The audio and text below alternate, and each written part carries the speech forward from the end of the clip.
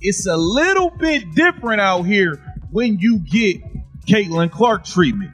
It ain't so easy peasy getting to play one-on-one, getting to just do your thing how you want to do it, when you want to do it. The mask is off, the charade is finished, and the so-called prophecy has collapsed. The WNBA's attempt to manufacture the next Caitlin Clark backfired spectacularly. Paige Bueckers, the media's chosen darling and supposed heir to Clark, hyped as women's basketball's savior, just got a brutal reality check from the Seattle Storm. This wasn't a stumble. This was a full exposure, proving hype fades fast against WNBA-level defense. This was the first time we saw Paige really get guarded. This is where we saw what is going to happen in year 2. This is the scout report that needs to be out there on Paige Bueckers once the Dallas Wings get good, because Dallas Wings are going to get good at some stage in her career. This was the game where I'm like... For months, the story was served straight from the PR cookbook. Paige Bueckers, the anointed heir, destined to outshine Clark. The media devoured it, hyping her as the game changer Clark never was. Poised, sharp, unstoppable, headline after headline, the perfect package. Elevation of one Paige Bueckers. Oh, she's better than Caitlin Clark. I mean, stab me in the eye with a spoon, for Christ's sakes. Wow. So that's a thing right now. Last night, Paige Bueckers dropped 44 points. And we're going to look at a video that just dissects and exposes a lot of that. Let me tell you, it exposes a lot of stuff involving Paige Bueckers getting special treatment on the court. Remember when even Paige's old coach, Gino Auriemma, said this about Caitlin Clark? It set the tone for how everyone treated, or should I say, mistreated and doubted, Clark from the start. And Diana said it best. This kid's in for a rude awakening. And they all jumped over her, but they didn't read the whole thing that she said. But nobody's printing. You know, Diana Taurasi was right. This kid's on the wrong team. She's got the wrong skill set to handle the physicality of that league. And she's a rookie. And if you're a WNBA player, if you're any kind of player, you're going to say, I'm going to make a statement. Paige hit 200 points and 50 assists faster than Clark by one game, and analysts went wild, praising her polish and readiness. The hype train roared, ESPN selling first-class seats. But hype's fragile, and reality wears Seattle storm green. Diva of Dump Divas Kat Engelbert is breathing a sigh of relief. Her pretend friends in the mainstream media, they are trying to crown a new star. If the media has it their way, this could potentially be the new face of pretend basketball. And it's not just the woke media. There are even some in conservative media who are voluntarily biting into the sandwich. Headline at Outkick. No, Caitlin, no problem. Paige Bueckers can save the WNBA season. Fresh off her glorified coronation, that 44-point blast against the Sparks, Paige strutted into Seattle like royalty. Problem: the Storm skipped the red carpet, serving traps, contests, and brute force instead. What came next? Not a coronation, a full-on demolition. She went off in a game against the Los Angeles Sparks, scoring 44 points, but the craziest part about that was her shooting percentage. She shot over 80% from the field, and I tweeted about that, and I was like, that's actually insane. Give props where they are due. Shooting over 80%, scoring 44 points is actually insane. But with this game, like, Paige Bueckers she put on a masterclass in scoring, and I think with that, these are some big numbers. Paige ended with 11 points. Total, not per quarter, on a brutal 2 for 11 shooting, 0 assists, and just 2 rebounds. The stat line screamed lost, not rising star. Coach Noel Quinn had warned, let's see if this princess can handle the Caitlin Clark treatment. Spoiler, she couldn't. She folded. For the game, you said it's going to be important to be physical with like Paige Bueckers. Can you talk about the defensive game plan for Dallas and like how your team was able to hold them to their fewest points of the season? Yeah, it started, with our attention to detail with Paige. I thought, Slim was very physical, stayed in her space, and the actions that we guarded her in, we were very aggressive, showed multiple bodies, and kind of, made her hesitant to use the ball screen a little bit. I thought we rotated well. Here's the kicker. Paige crumbled under one night of real defense, while Caitlin Clark has survived the storm for over a year. She didn't just shake up the league, she redefined it. And her reward? Hits that would make NFL linebackers nod. The stats are savage. 17% of all 2024 WNBA flagrant fouls were aimed at Clark. That's not basketball, it's open season hunting. Paige Bueckers got Caitlin Clark treatment for the first time in her career, and it looked bad. It looked real bad. Everybody was running around. Yeah, she was cooking 44 points versus the Sparks. They didn't play a lick of defense, letting this girl play one-on-one basketball in every area of the floor, letting her post up in the mid-range area one-on-one. Now, I'm giving credit. She's a bucket in one-on-one, especially from that mid-range, from the free throw line down area. But this is the first time we watch teams actively be persistent about taking away her spots and what she wants to do. Take the Chicago Sky. They turned fouling Clark into an art form, racking up 80% of those flagrant calls. Meanwhile, Paige drifted through cushy defenses like a college scrimmage. First taste of Clark-level intensity? She wilted. Shots disappeared, efficiency evaporated, and her game looked hollow. Seattle treated her like the star she was billed as, and exposed her as anything but. She got blitzed. She got doubled. And do you want to know what she did as soon as she got blitzed and doubles? She passed. Paige Bueckers, look, she played decent amount early in the game. The game was kind of over and she got subbed out. Paige Bueckers shot 7 times. The media, naturally, had been parading Paige's shooting percentages like sacred scripture. That silky 47.4% clip was splashed everywhere, pitted against Clark's rookie 41.7%, sold as proof Paige was the polished prodigy. What they glossed over? Clark was taking the league's hardest shots, absorbing blows that barely earned whistles. Paige's glossy stats came off soft D and open looks. When real pressure arrived, her numbers crumbled. 2 makes on 11 attempts. Not efficiency, a mirage evaporating the moment it's tested. Meanwhile, Clark keeps torching defenses built to break her. Contested threes from 28 feet, drives through hacks, elbows shrugged off. She still delivers highlight reels that fill arenas. Her toughness makes Paige's collapse even sharper. Clark proves punishment doesn't faze her. She doesn't just play through contact, she thrives in it, turning pain into fuel. Paige got one taste, and poof. Makes you wonder, can Paige ever handle the heat? Or was the hype always just smoke and mirrors? And Gabby Williams were slow to get up after a collision underneath the basket. Here's what happened. Oh, that is a major collision for the two of them. They both knocked heads. It took them both some time to get to their feet. Flip the narrative. And what did Boston say that has the locker room fired up? Woo! First home game, got a dub, let's get it. Big dub. Keep it down. Woo! Dubs. Giving sweet. Indiana's struggles began before tip-off. Caitlin Clark remained out with a groin injury, while Sophie Cunningham, Ari McDonald, and Sydney Colson were lost to season-ending setbacks.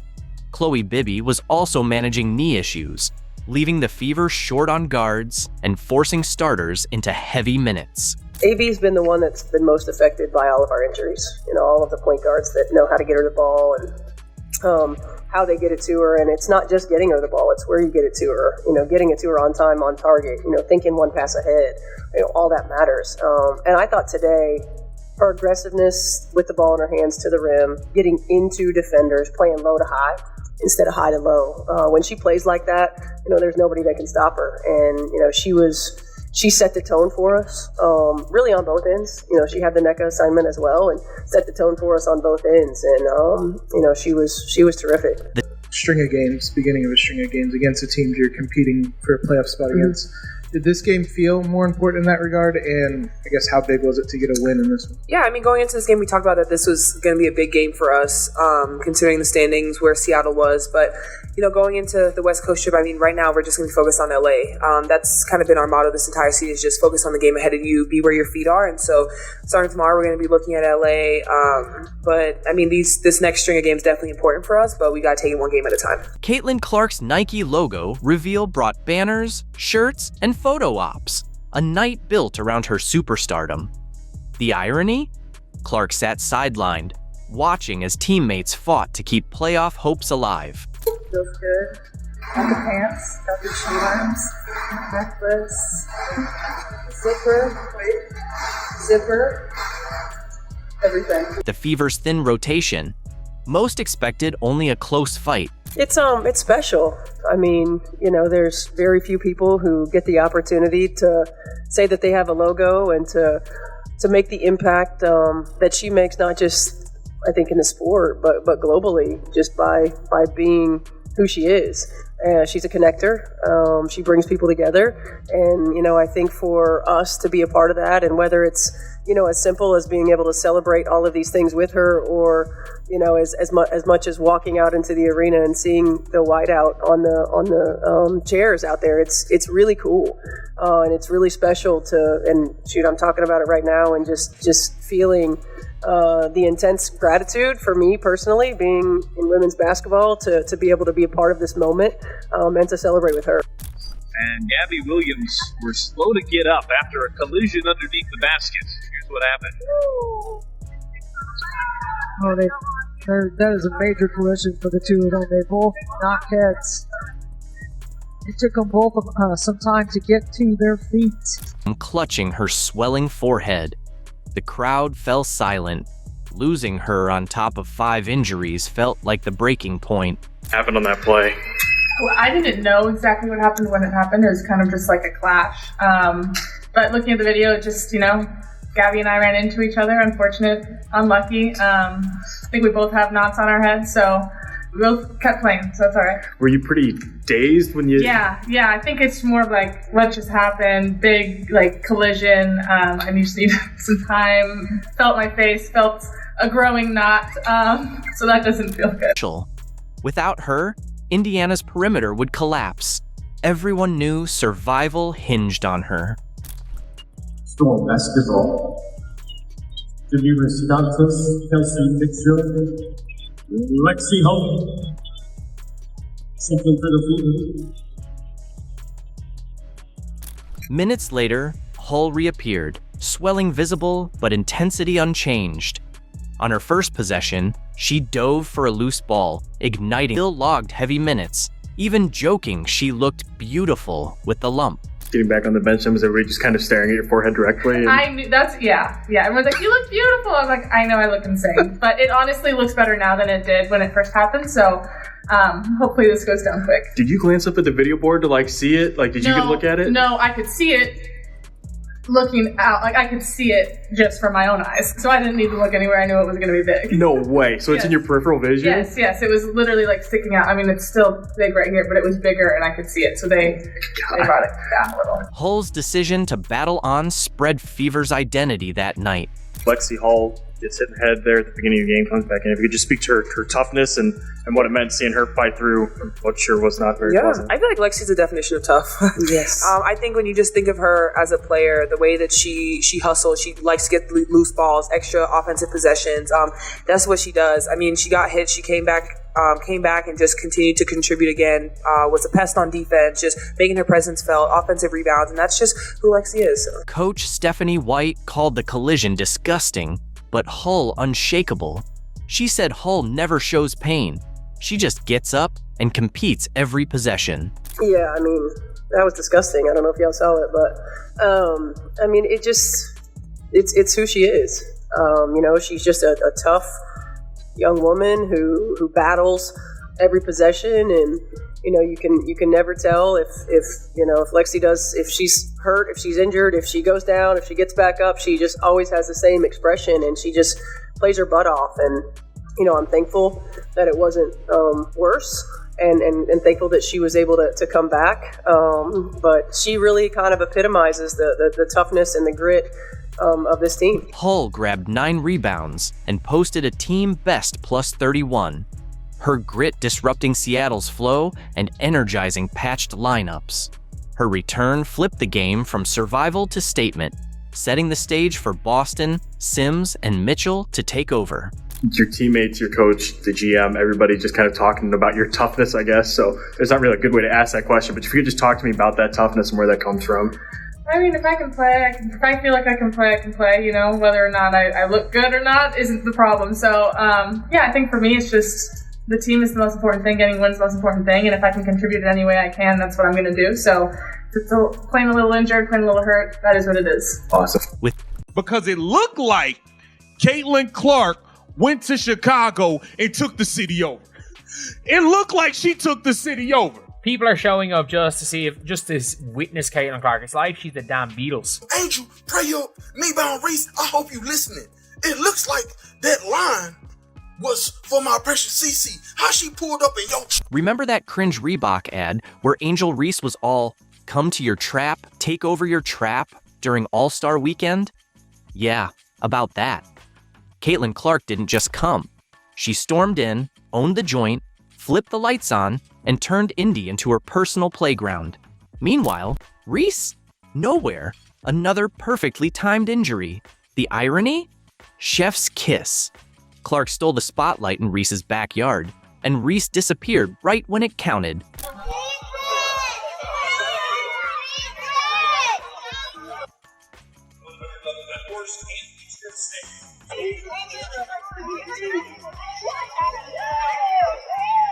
Caitlin Clark spent 20 minutes signing autographs. She made her way 2/3 of the arena.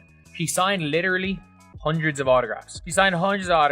And if you guys didn't see that game today, there were as many Fever fans as there were Sky fans. It was so cinematic, you'd swear it was scripted to clown Reese. Clark rolled into Chicago like a rock star. Fans mobbing the United Center, kids screaming, selfies flying. Meanwhile, Reese vanished. Back injury, sure. While Caitlin signed 200+ autographs and turned the sidewalk into Fever FanCon, Reese was busy posting cryptic stuff online, watching her moment melt away. Now, see, this the real version of walking your trap and take over your trap. Look at this. Look at that. Oh my God. All them jerseys. I would hate Caitlin too. And I wasn't even aware. Wasn't this supposed to be Barbie night or something? Come on, Caitlin walked in and took over, and she didn't even play. The so-called trap she claimed was hers got straight up hijacked, and not by force, but by talent, grace, and real star power. So Caitlin Clark is not playing the game. And by the way, people didn't know whether or not Caitlin was playing that game until the very end. There are hundreds of fans that were there to see Caitlin Clark play on the off chance Caitlin Clark would be able to sign something.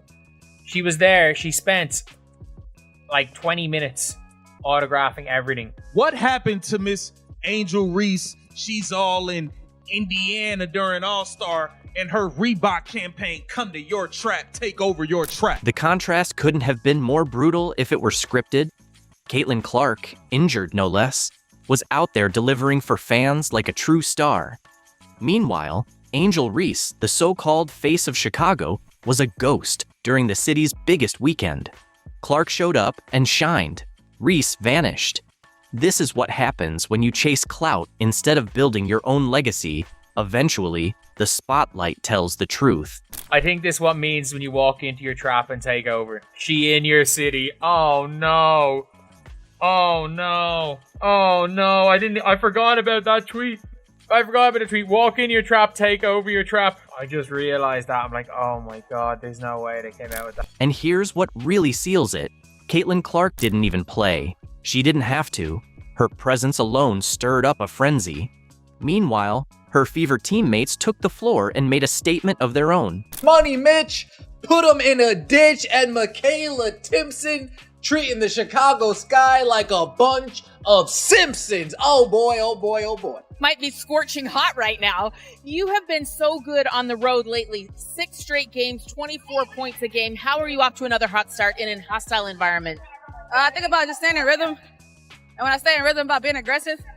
So as long as I'm aggressive and being myself, they make it easier for me. Kelsey Mitchell came in with something to prove and no time for games. From the jump, she lit up the court, draining threes from every corner of Chicago and capping the night with a blazing 35-point clinic, including 7 from beyond the arc. Kelsey Mitchell, 7 for 10 from the three-point line, off the start, 8 points quick. You knew, oh, Kelsey Mitchell's hot today. Oh, Kelsey Mitchell's hot today. This might be her game. Let's keep the hot hand in. Let's keep the hot hand going. Let's set her some big body screens, get her open. Kelsey Mitchell, she did it all. 7 for 10 from the three-point line. She got to the rack. She got to the free throw line, carving up the defense, looking like a little snake, how she just slithers in and out of that defense. Kelsey Mitchell, salute to you. This wasn't just basketball, it was a statement. Mitchell turned hostile turf into her own gym, proving the Fever are more than just Clark and Co. Even without Caitlin running the show, Indiana showed its depth. Mitchell grabbed the spotlight, carried the franchise, and delivered a gem that screamed, "Don't count us out just because Clark's on the bench." She lit them up. I mean, she was on fire. On fire. She couldn't miss. I mean, everything was in the flow of the offense. Effortless, man. We got to give love to Kelsey Mitchell. 12 of 19 from the floor, 7 of 10 from 3, 35 points. Straight stirring the pot. Stirring the pot. She was cooking there today. Kelsey Mitchell was on one. She was on one. She was a plus 25 for the game. The Chicago Sky are a flat-out joke.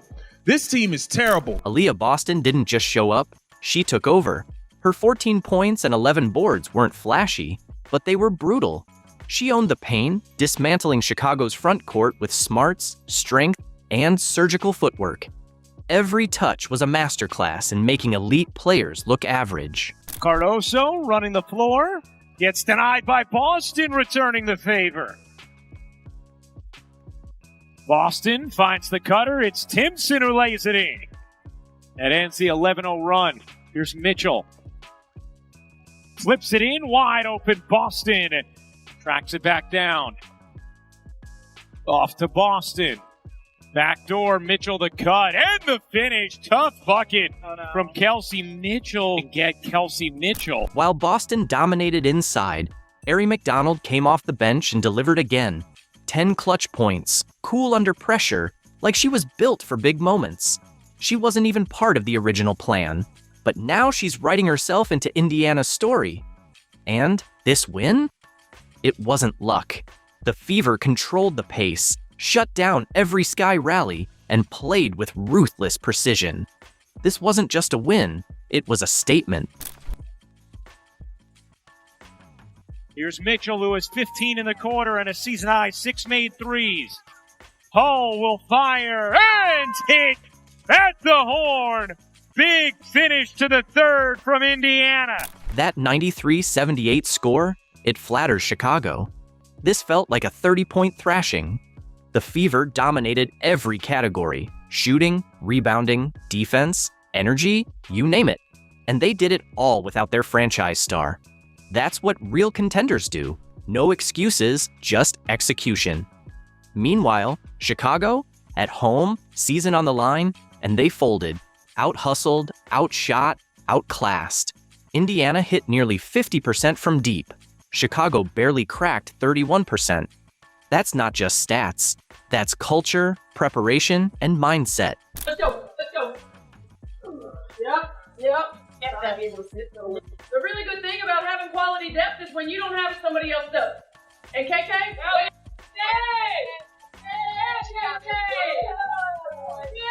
Way to step up. Chloe, great job coming in. Good job. Lex, way to come in and make an impact.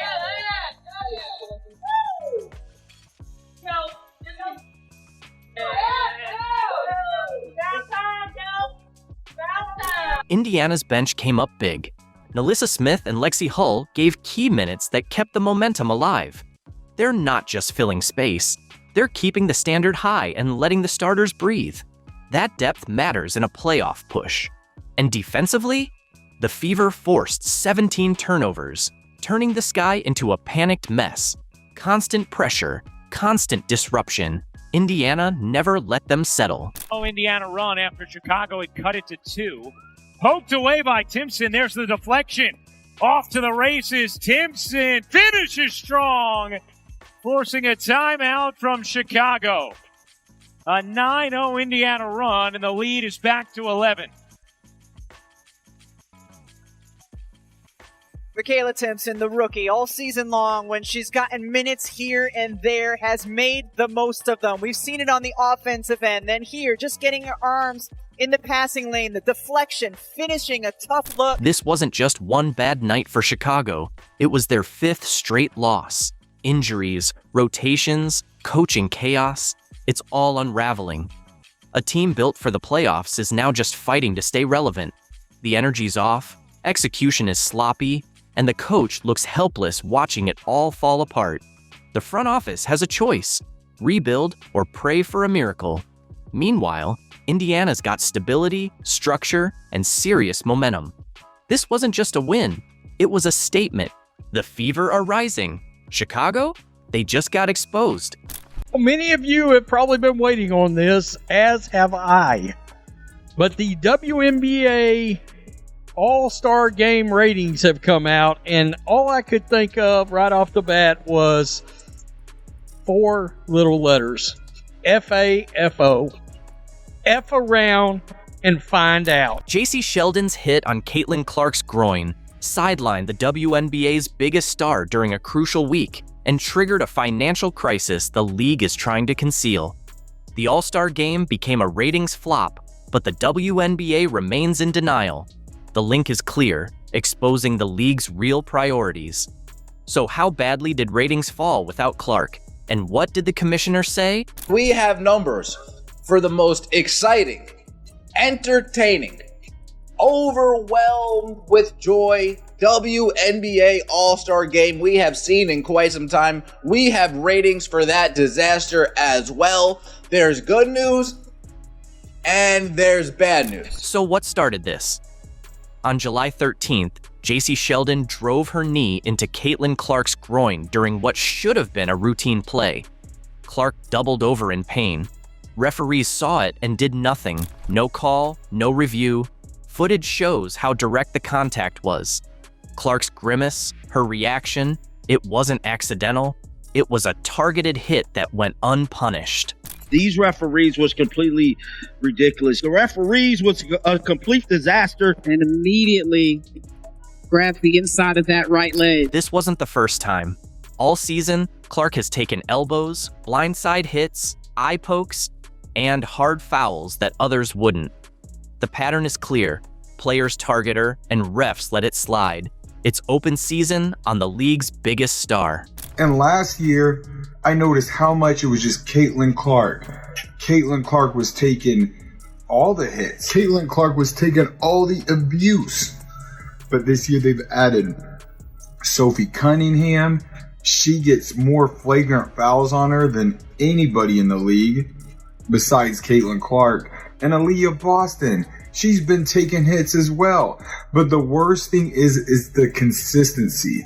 So they don't call flagrant fouls, or most of the time, Caitlin Clark could be held for an entire game at a time. They don't call fouls. They don't call common fouls.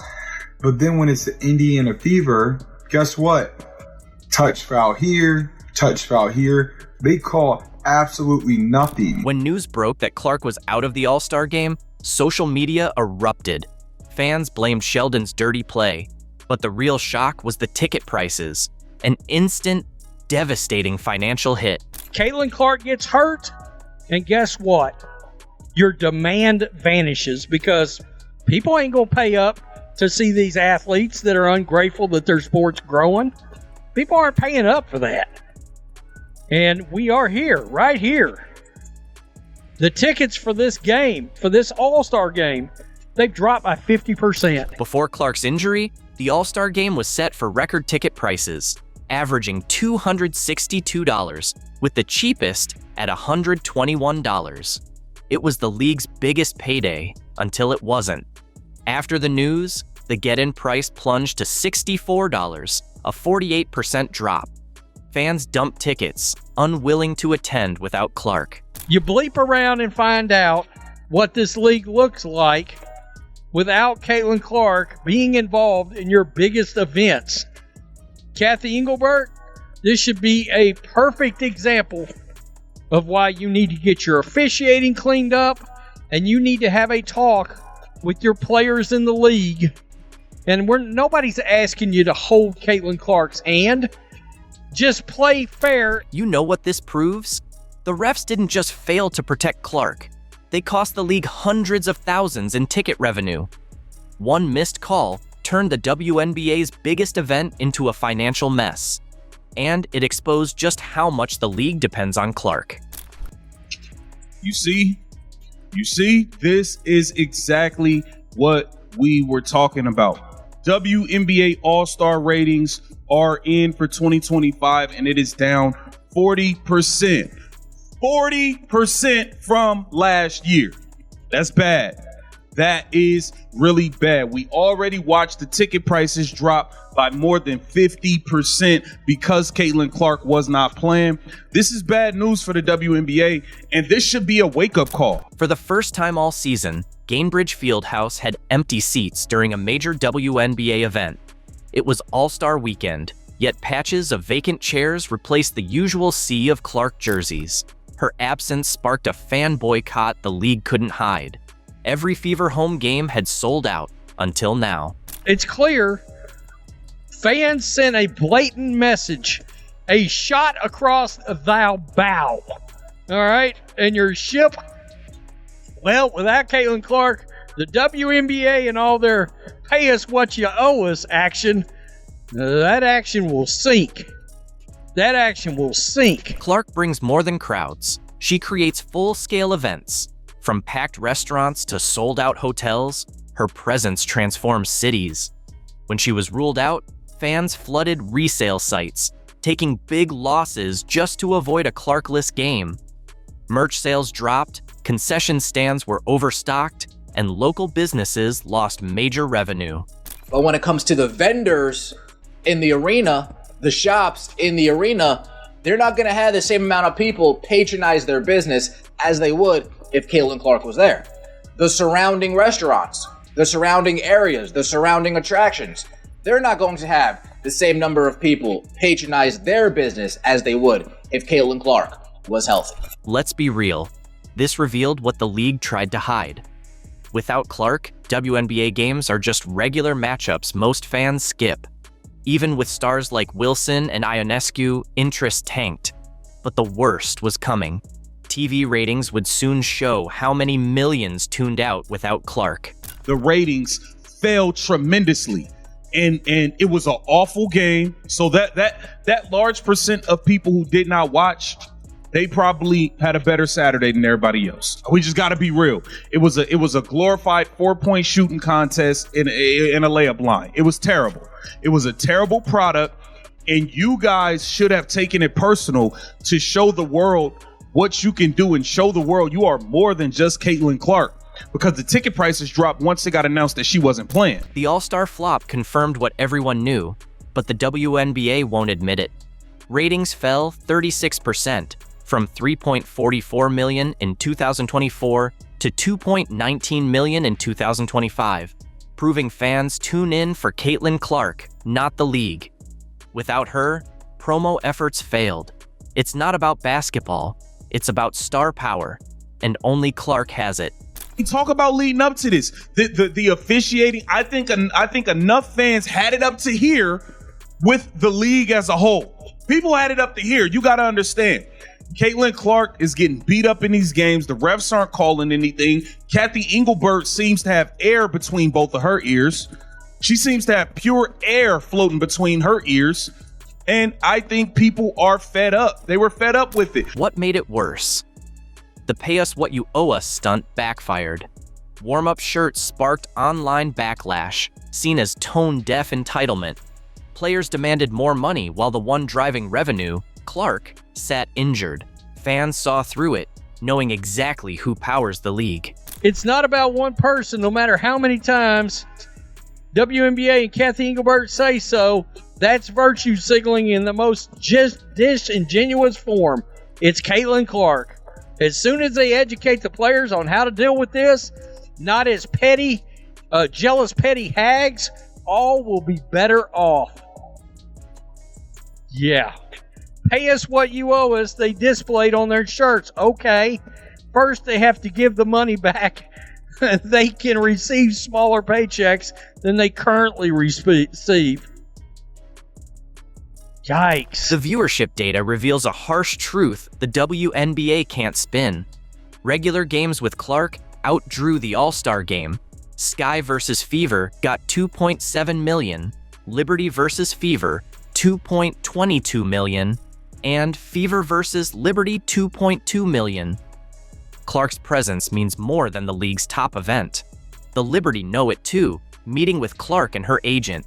Smart teams build around generational talent, while others pretend veterans can match her impact. Clark's rise highlights a reality many in the league find uncomfortable.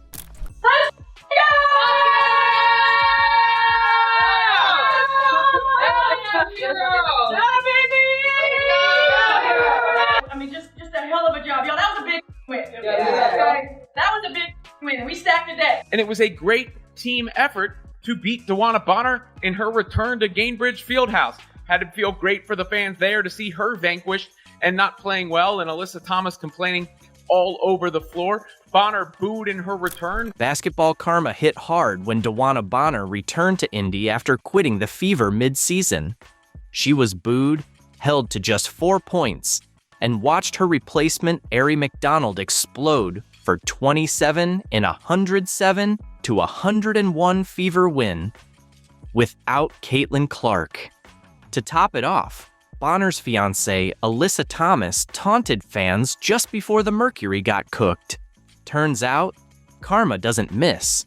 We got to celebrate beating down DeWanna the Scammer Bonner. Cheers, my friend.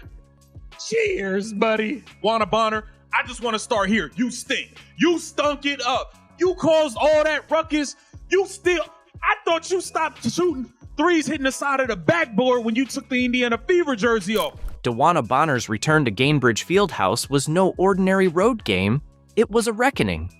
After quitting on the Fever mid-season, fans let her have it with relentless boos and chants of quitter every time she touched the ball.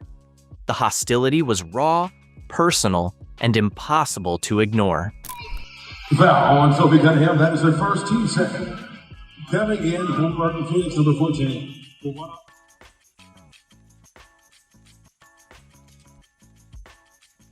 Even from the bench, sidelined with a groin injury, she cheered wildly as her teammates shut down DeWanna Bonner, especially after a blocked shot and shot clock violation.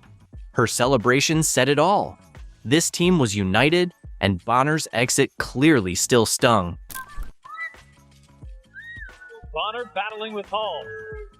Bonner turns, fades, fires, and leads it way short. Great defense there by Hull. Copper tracks it down and bounces for Bonner, who had her shot blocked. And it's a shot clock violation. Bonner walled off by Hull, and then blocked at the rim. Indiana has that 5-point lead in third. Alyssa Thomas didn't just sit quietly. She taunted Fever fans all game, even telling them Bonner had joined a real team. But her trash talk backfired fast, as the scoreboard flipped against them. What she thought was a power move turned into a public flop.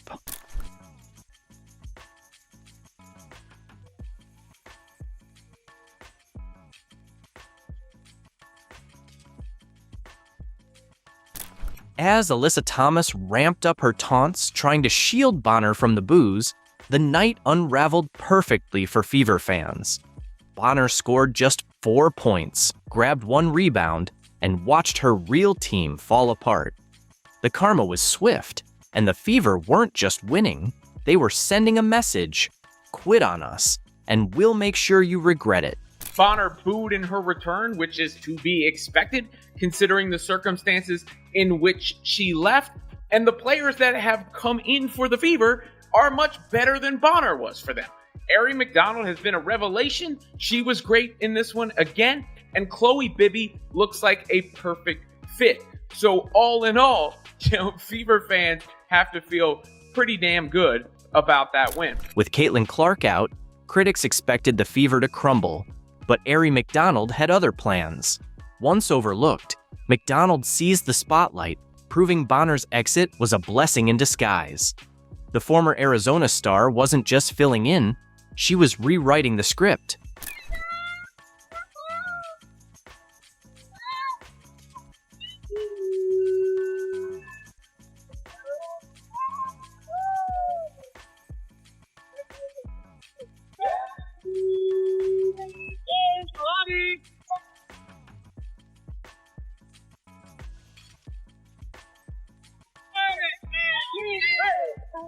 Aerie McDonald dropped a career-high 27 points, hitting all 10 free throws and playing with fire. She attacked the rim, dished out 4 assists, and brought the grit Bonner never showed in Indy. Phoenix simply couldn't keep up with her speed or heart. When did you realize you had it kind of going tonight, and what kind of opened up for you? I felt like you were scoring kind of from basically everywhere. When I seen those 2 threes go in, then I saw how easy it was, like getting into the paint. I'm like, okay, I'm converting. All right, I'm good. Like, let's keep being aggressive, or just keep taking what the defense is giving me. McDonald had help.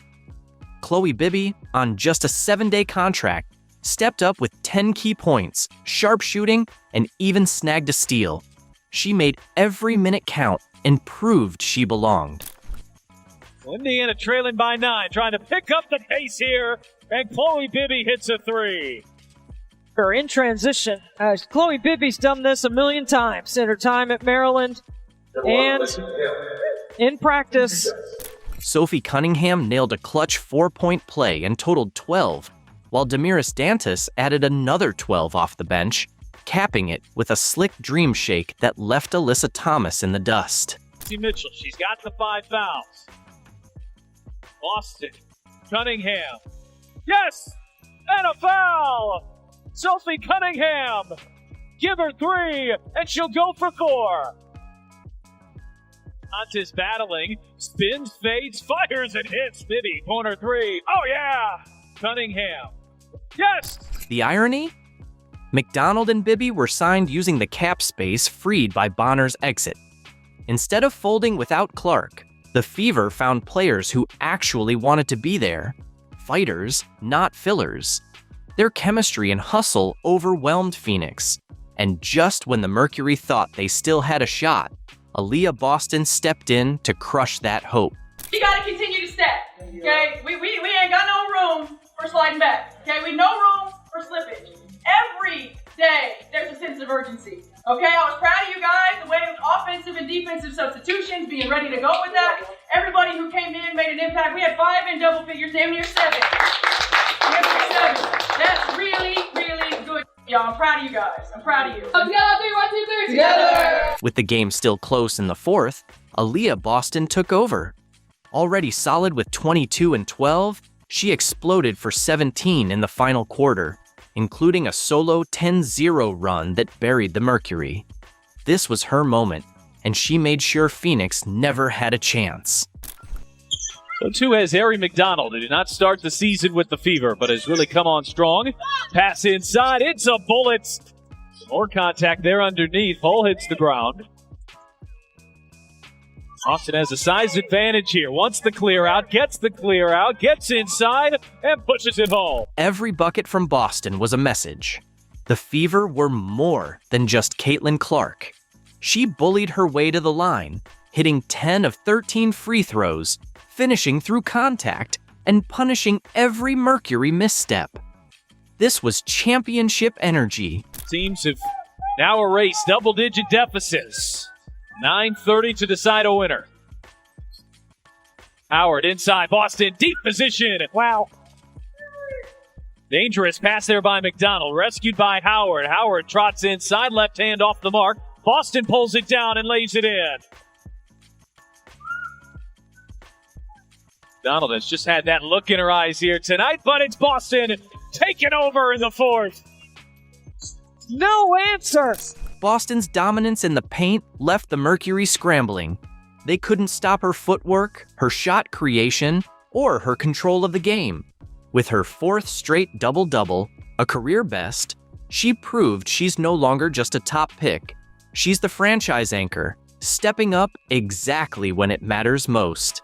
Nate Tibbetts.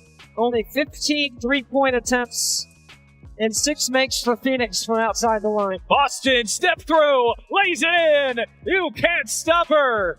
Powers in the paint. We're still playing without Kelsey Mitchell. She's got the 5 fouls. Boston, Cunningham. Yes! And a foul!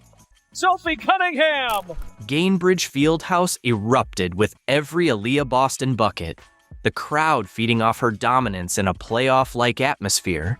Her fourth quarter surge sealed the 107-101 win, proving the Fever could thrive without Clark. But the drama didn't end at the buzzer. In the postgame, Mercury star Kayla Copper slammed Fever fans for booing Bonner, calling it disrespectful. Her defense of a player who quit mid-season? Tone deaf at best. I think she handled it well. I don't understand, like, she's a legend, and just all the things that she's done for the league, and just the disrespect, I can't get down with it. They booed her. She didn't say a word to the crowd. People talk some trash to her, but we had her back. But it's just very distasteful for what their fan base is doing, as far as when it comes to DB, because it's just like she's just the sweetest soul, and the situation didn't work for her, and that's just not what she wanted or whatever. But it's just, we don't need all of that. It's just unnecessary. The Fever took the high road. Coach Stephanie White kept the focus on her team's performance, gracefully acknowledging the Bonner situation without fueling the drama. It was a masterclass in professionalism. You talked a little bit about being happy for DeWanna Bonner, finding a good spot for her. What was your overall thoughts on having her there in the reception tonight? Yeah, I mean, I don't know anything about the reception. I don't hear anything once I'm out on the floor, but it's weird seeing her on the other side. But at the end of the day, basketball is basketball and relationships are relationships. Aaliyah Boston nailed it with one line. Honestly, that got nothing to do with me. She brushed off the Bonner drama and kept the spotlight on the win, showing the poise and focus of a true championship leader. What was it like having DeWanna Bonner return to Indiana, and what were your thoughts on the fan reception tonight? Honestly, that got nothing to do with me. I think DB returned because we were playing Phoenix, and so that happened to be that. The fans chose to do what they wanted to do, but for us it's about paying attention to what we have to do here, and that was coming in and getting a big win, which we were able to do. The Fever's calm, mature responses made Copper's complaints look small, exposing a clear cultural gap between the two teams. While Mercury players whined, Indiana kept winning, marking their third straight victory and climbing to 6th in the standings at 15-12. This wasn't just about Clark anymore.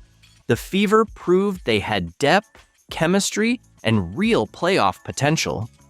Bonner left for something better and got humbled by the very team she ditched. Karma served courtside,